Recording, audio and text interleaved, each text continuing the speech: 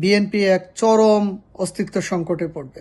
বাংলাদেশের সাধারণ জনগণের যে সমর্থন বিএনপির প্রতি এবং তারেক জিয়াকে আগামীতে যে রাষ্ট্রনায়ক ঘোষণা করা হয় তাদের পক্ষ থেকে, সেটা কিন্তু ধূলিসাৎ হবে, এতে কোনো সন্দেহ নেই। বিসমিল্লাহির রহমানির রহিম।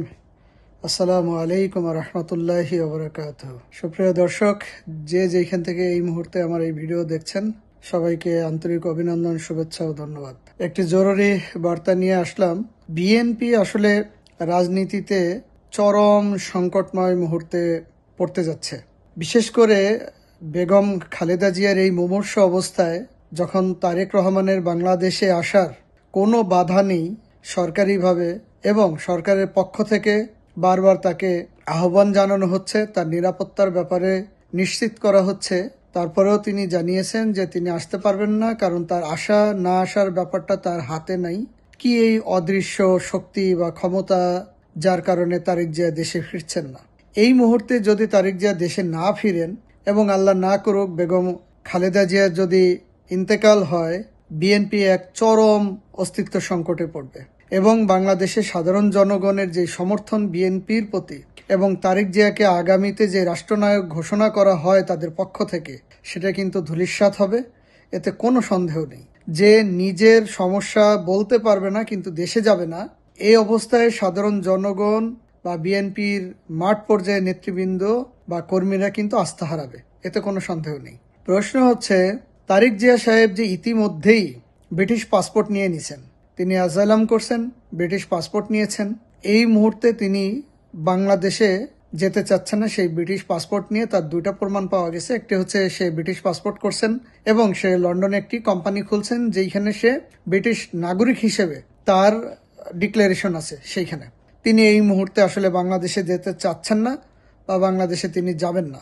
জামাতে ইসলাম খুব শীঘ্রই বিএনপির এই শীর্ষ নেতৃস্থানীয় পর্যায়ে একজন বিদেশি নাগরিক কিভাবে থাকে এবং বাংলাদেশের সেই সংবিধান বা দলীয় সংবিধানে এরকম কোনো সুযোগ আছে কিনা তার বিপরীতে কিন্তু জামাতে ইসলাম বিএনপির বিরুদ্ধে একটি মামলা দায়ের করবে খুব শীঘ্রই, এমনটাই শোনা যাচ্ছে। বিএনপিকে যে ডক্টর ইউনূস সাহেব বলেছিলেন যে হ্যাঁ না ভোট এবং জাতীয় নির্বাচন একই দিনে হবে, সেটাও মনে হয় তারা সেই কথা রাখতে পারছে না। কাজেই জামাতে ইসলাম হ্যাঁ ভোটের পক্ষে প্রচারণা শুরু করছেন, তার মানে খুব শীঘ্রই সেই ভোট হয়ে যাবে এবং সেই ভোটে হ্যাঁ ভোট হইলে যেই ক্ষমতা ডক্টর ইউনূস সাহেব পাবেন, তখন নির্বাচন বা বিএনপির কপালে কি শনি আছে সেটি এখন দেখার বিষয়।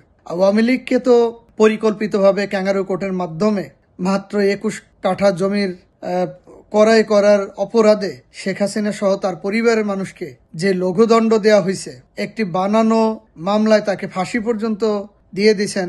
অতএব এখন বাকি রয়েছে আর বিএনপি -2 ফর্মুলা। প্রথমটা ডান, আওয়ামী লীগকে সরানো হয়েছে মেটিকুলাস ডিজাইনের মাধ্যমে, গুজব ছড়িয়ে, এবং জঙ্গিবাদের উত্থান অলরেডি বাংলাদেশে হয়েছে, সেটা সবাই দেখতে পাচ্ছে। পাকিস্তানিদের অস্ত্র শস্ত্র নিয়ে তারা যেভাবে প্রস্তুতি গ্রহণ করছে, এই জামাতে ইসলাম রাজাকারের বাচ্চারা, এই রাজাকার আলবদররা এই বাংলাদেশের 1971 সালের স্বাধীনতাকে ব্লিন করে দেওয়ার জন্য প্রথমে আওয়ামী লীগ, এরপরে বিএনপি, এইবার বিএনপিকে নিশ্চিহ্ন করবার জন্য তারা উঠে পড়ে লাগছে।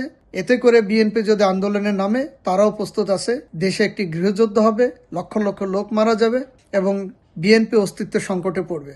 বিএনপির উচিত যত দ্রুত সম্ভব আওয়ামী লীগের সাথে মার্চ করে দেশে আন্দোলনের মাধ্যমে এই অবৈধ ক্যাঙ্গারু কোর্ট এবং ইউনূস সরকারকে প্রতিহত করে একটি জাতীয় সরকারের অধীনে একটি অবাধ, নিরপেক্ষ, সুষ্ঠু, অন্তর্ভুক্তিমূলক নির্বাচনই কেবলমাত্র পারে বাংলাদেশকে এই মুহূর্তে এই সংকট থেকে উত্তরণের রাস্তা বের করে দিতে। এছাড়ার কোনো রাস্তা নেই এবং ধীরে ধীরে এই পথেই হাঁটতে হবে।